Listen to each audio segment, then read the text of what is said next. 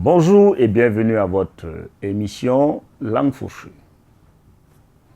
Le 11 janvier 2015, 6 présidents et un premier sinistre africain battaient le pavé en hexagone aux côtés de François Hollande et d'autres sommités européennes. Mais rassurez-vous, ces rois télé ne protestaient pas contre leur maître français, mais soutenaient plutôt celui-ci et son peuple, victimes d'attaques terroristes. Il s'en est même trouvé un qui pleurait à chaudes larmes tellement il était ému et profondément touché. Même Hollande, dont ce sont les compatriotes qui sont tombés, n'a pas laissé couler une seule larme.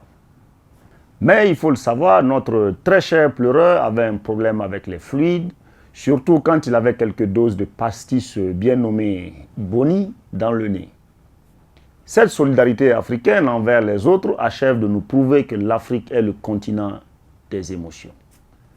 Tant qu'à avoir des émotions, ne vaudrait-il pas mieux aussi verser quelques larmes, même de crocodile, sur ce continent qui a souffert sous les coups de fouet et qui continue de souffrir sous le crépitement des armes et le vrombissement de pelleteuses qui lui vident les entrailles?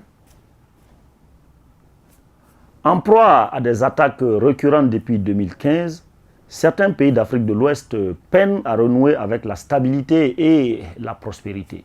S'ils s'étaient au moins donné les épaules pour se pleurer dessus, les présidents africains marqueraient une certaine solidarité les uns envers les autres en cherchant à trouver une solution commune à leurs problèmes très communs, la France, pour ne pas parler comme le shérif du Moutaland. Depuis que la même France de Sarkozy, au nom de la démocratie, a déboulonné un colonel devenu trop encombrant avec la complicité des mêmes chefs d'État africains, la Libye est devenue le territoire de tous les trafics et de toutes les exactions. Celui qui avait eu l'outrecuidance de planter sa tente de bédouins aux portes du palais de l'Élysée a payé de sa vie ses velléités panafricanistes. On n'exporte pas aussi impunément la sauvagerie en hexagone. Bref, depuis 2011, ce bout de désert, rendu vert et prospère par la folie d'un dictateur sanguinaire, est devenu le champ de bataille et le nouveau terrain d'expérimentation des derniers engins de la mort. Pendant que certains chefs d'État festoyaient leur brillante réélection avec les scandales financiers de leurs frangins en sus, et que d'autres, anciens présidents, eux, étaient en résidence très encerclés pour cause de troubles à l'ordre public, un massacre se déroulait dans le pays de Kadhafi.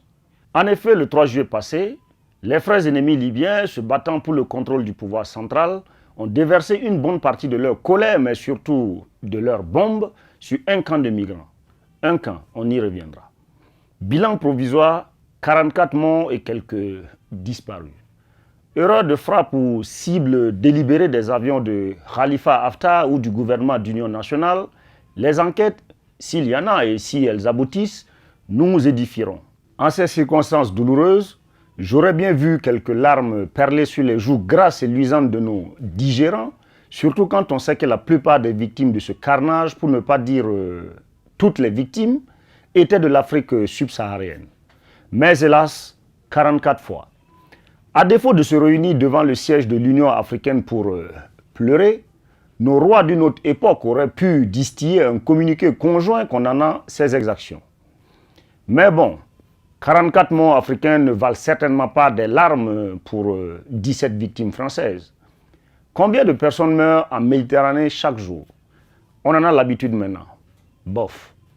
De toute façon, directement ou indirectement, ces mêmes dirigeants africains zigouillent quelques compatriotes sans que cela ne les émeuve outre mesure. Ce n'est pas la première fois que la Libye fait parler d'elle sur la question des migrants.